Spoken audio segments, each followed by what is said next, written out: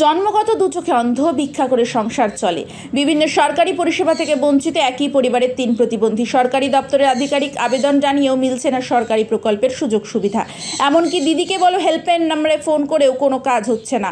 প্রশ্ন, আর কতটা গরিব হলে পাওয়া যাবে সরকারি সুযোগ সুবিধা? সরকারি আধিকারিকদের বক্তব্য, প্রতিবন্ধী ভাতা থেকে শুরু করে আরও অন্যান্য সরকারি প্রকল্পের ব্যবস্থা করে দেওয়া হবে। রথুয়া 1 নম্বর ব্লকের শামসি গ্রাম পঞ্চায়েতের অন্তর্গত বান্ধাকুড়ি গ্রামের বাসিন্দা এস্তাব আলী। এর মধ্যে 3 ছেলে সাদ্দাম হোসেন, জিয়াউল হক ও আনিকুল হক জন্মগতভাবে শারীরিক প্রতিবন্ধী। তারা চোখে দেখতে পান না। গ্রামে গ্রামে ভিক্ষা করে চলে তাদের সংসার। বয়স্ক ভাতা, মানবিক ভাতা, এমনকি আবাস যোজনা প্রকল্পের একটি বাড়িও জোটেনি তাদের কপালে। তাদের আক্ষেপ, সরকারি প্রকল্পের সুযোগ সুবিধার জন্য প্রশাসনিক দপ্তরে চক্কর লাগিয়েও কোনো কাজ হচ্ছে না। এমনকি গ্রাম পঞ্চায়েত প্রধান এবং পঞ্চায়েত সদস্য তাদের কথা শোনেন না। আর কতটা গরিব হলে পাওয়া যাবে সরকারি প্রকল্পের সুযোগ সুবিধা? যদিও এই প্রসঙ্গে রতুয়া 1 নম্বর ব্লকের বিডিও রাকেশ টোপ্পাকে প্রশ্ন করা হলে তিনি বলেন, মানবিক ভাতার জন্য জেলা প্রশাসনকে আলাদা করে চিঠি পাঠাতে হয়, সেটি পাঠিয়ে দেব। আবাস প্রকল্পের নতুন করে নামকরণ শুরু হলে তাদের নাম নথিভুক্ত করে দেওয়া হবে। অভিযোগ, আমরা একই পরিবারের 3 ভাই হ্যান্ডিক্যাপ। আচ্ছা, তো আমি শুধু মানবিকটাই পেয়েছি।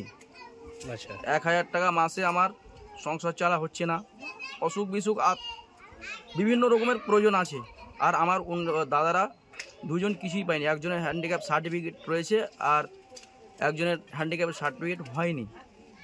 আচ্ছা, আমরা চাইছি সরকারের কাছে কি আমার এখন বর্তমানে আমাদের বাড়ির প্রয়োজন। আমি কোথাও ঘুমাই, কোনো ঠাই ঠিকানা নাই। আমার নিজস্ব কোনো বাড়ি নেই, কিংবা আমার দাদার বাড়ি নেই। তো আমরা সরকারের কাছে চাইছি গিয়ে যেন আমাদের বাড়িটা দেওয়া হোক। আমরা সত্যিকারই অন্ধ কিনা, যদি প্রয়োজনীয় সরকার সেটা দেখতে চায় সেটাও দেখুক। এটা আপনাদের কাছে আমার বিশেষ অনুরোধ। দিদিকে বলতে আমি কল করেছিলাম 2019 সালে আগস্ট মাসে।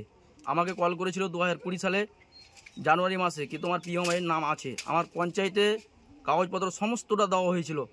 আবার আমার মার্চ মাসে কল করেছিল কি তোমার ডিএম অফিস থেকে কি তোমার পিএমআইয়ের নাম আছে, তুমি কাগজ গিয়ে জমা করো। আমি ব্লকে গিয়েছিলাম, ব্লক বলেছিল কি যে তোমার লিস্টে কোনো নাম নেই। 2020-তে মার্চ মাসের 20 তারিখে গিয়েছিলাম আমি, শুক্রবার।